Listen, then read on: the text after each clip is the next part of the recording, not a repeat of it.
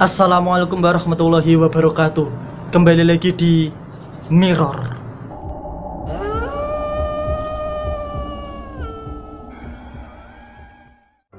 Mirror kali ini mau membahas tentang 5 hukuman mati, di mana hukuman mati tersebut masih bisa membuat si korban hidup. Siapa saja korban-korban yang masih hidup dalam ranah hukuman mati? Kita bahas satu persatu. Yang pertama, William Duell. William Duell divonis hukuman mati dengan cara digantung karena dia dituduh dengan tuduhan pemerkosaan dan pembunuhan gadis di Village of Tyburn, London. Nah, setelah si William Duell ini dibunuh dengan cara digantung, mayatnya kemudian disumbangkan ke universitas untuk acara bedah anatomi di universitas. Tetapi ketika si William Duell ini dilucuti bajunya dalam keadaan telanjang, salah satu mahasiswi atau mahasiswa mendengar si William Duell ini mendesahkan nafas. Karena mereka tahu William Duell ternyata masih hidup, maka William Duell kemudian diberikan air.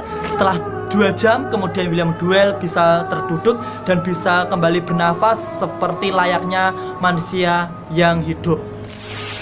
Nah, karena si William Duell ini berhasil masih hidup dalam hukuman matinya, maka hukumannya dialihkan menjadi kurungan seumur hidup. Yang kedua, John Henry George Lee. John merupakan pembantu dari Miss Emma, dan pada suatu hari Miss Emma ditemukan dalam keadaan mati dengan leher tersayat dan rumahnya terbakar. Otomatis si John ini menjadi tertuduh bahwa dialah yang melakukan kejahatan itu. Kemudian pada tanggal 23 Februari tahun 1885 di Exeter Prison, si John dieksekusi mati. Tetapi ketika si John hendak dieksekusi mati, trapdoor atau pintu penyekat antara sel penjara tiba-tiba rusak. Nah, setelah kedua kalinya dicoba lagi untuk dibuka, rusak lagi. Ketiga kalinya dicoba, rusak lagi. Kemudian karena insiden aneh itu, si John tidak jadi dihukum mati, melainkan dihukum kurungan seumur hidup. Yang ketiga, Anne Greene. Pada umur 22 tahun, Anne Greene dieksekusi mati dengan cara digantung.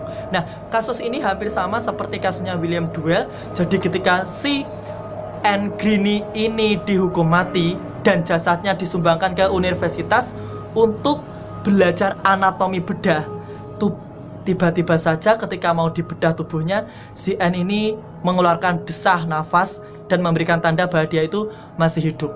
Kemudian Anne Greene dibebaskan dari hukuman dan Anne Greene bisa hidup dengan tenang dengan 3 anaknya di kampung halamannya.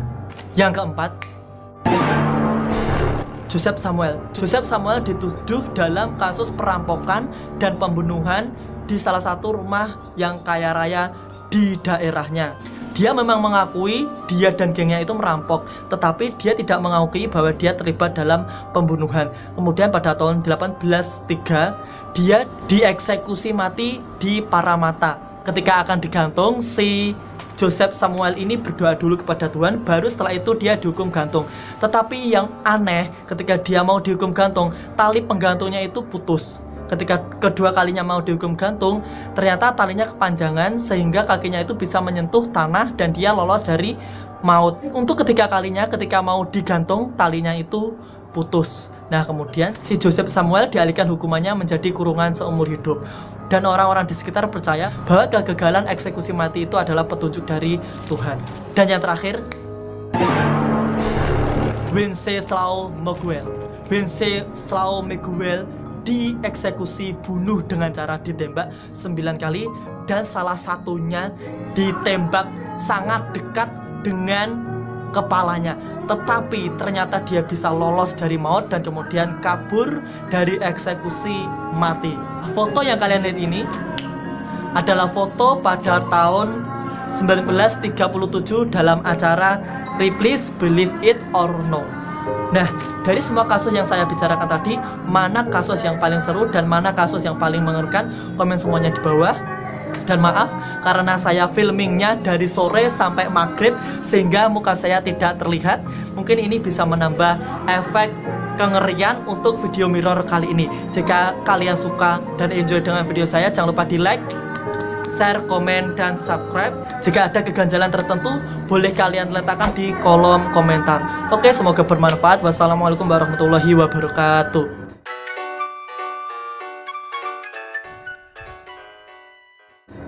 Sudah adzan, waktunya kita sholat.